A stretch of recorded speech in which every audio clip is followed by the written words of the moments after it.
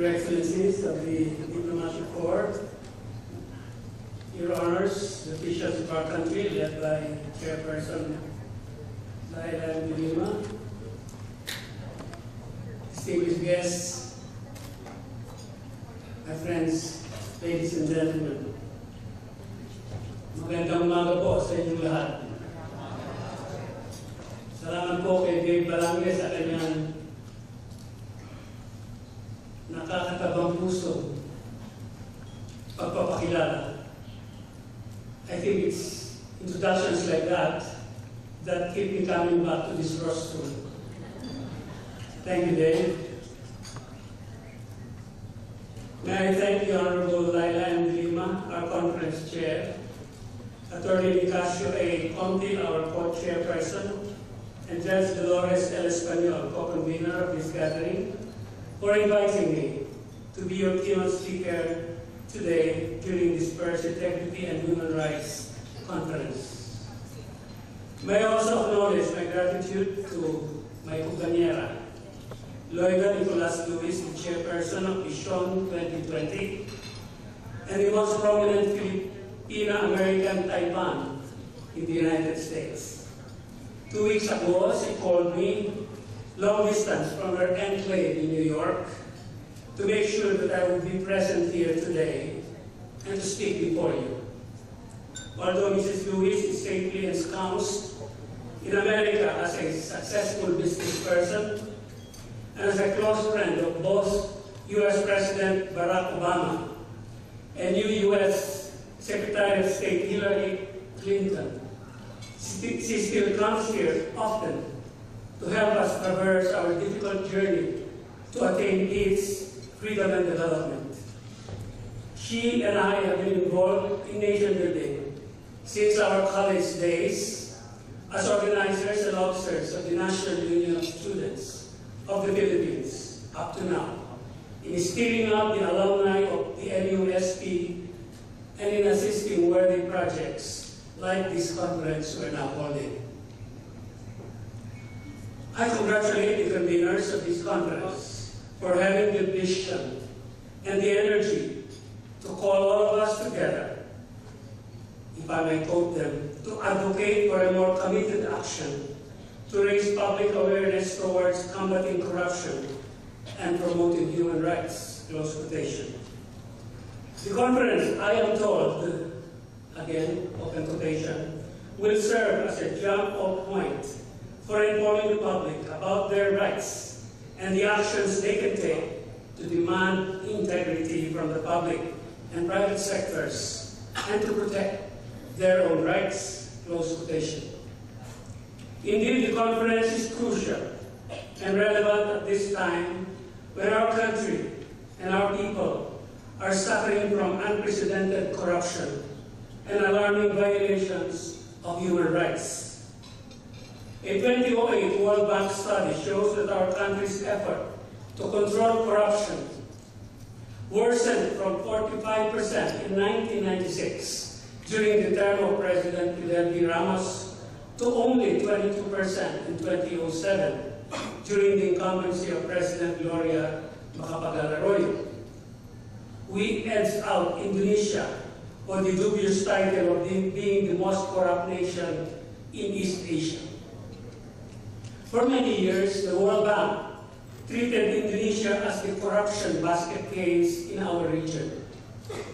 3.5 years ago, on August 25, 2005, Anthony Gerald Toft, the World Bank's then Chief Counsel for East Asia and the Pacific, grieved during a special lecture sponsored by our Supreme Court that corruption had mutated the Indonesian judiciary from being an agency that held political authorities accountable for their excesses to an, and I quote him, instrument for the pro forma validations of their actions, close quotation.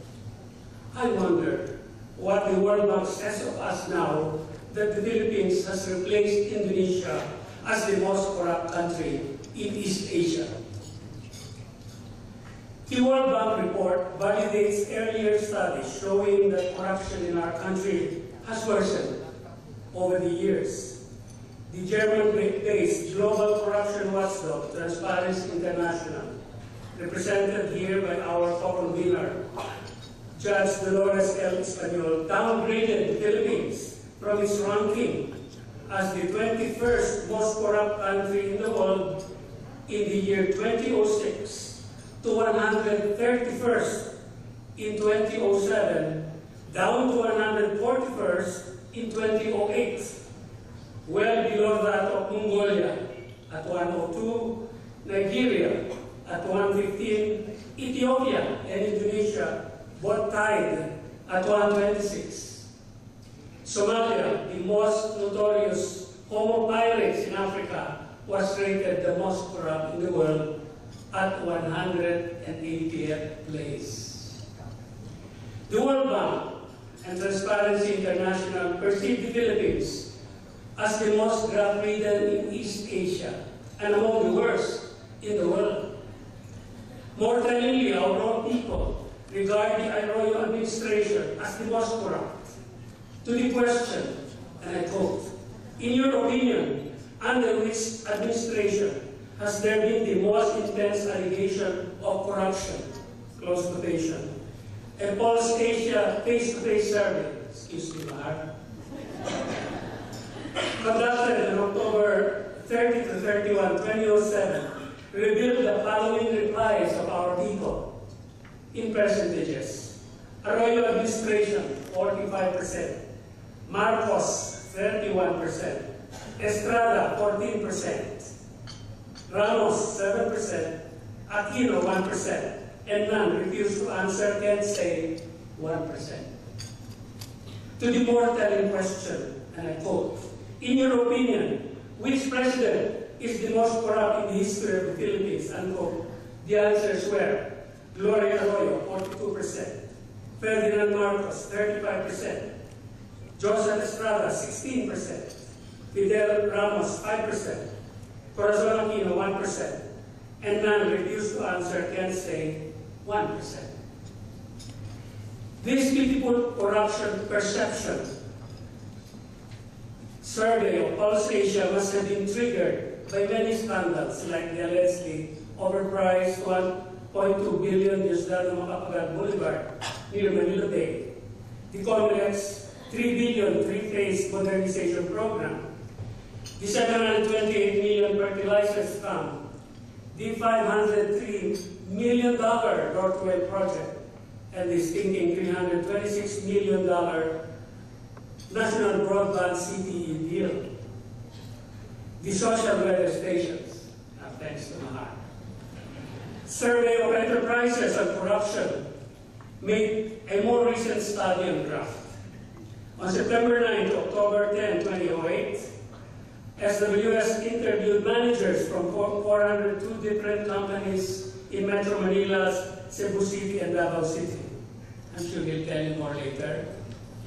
A staggering 71% said they were blatantly asked for bribes in connection with their dealings with government, like when they secured business permits, comply with import regulations, pay customs duties and income taxes, supply the government with goods and services, collect government receivables, and avail of government incentives. Significantly, unlike the Pulse Asia report, the SWS study was not concerned with mere opinion or perceptions. It dealt with facts, the respondents' actual experience in their dealings with government. During the last few weeks, as we witnessed the startling live TV coverage of the bribery, allegedly of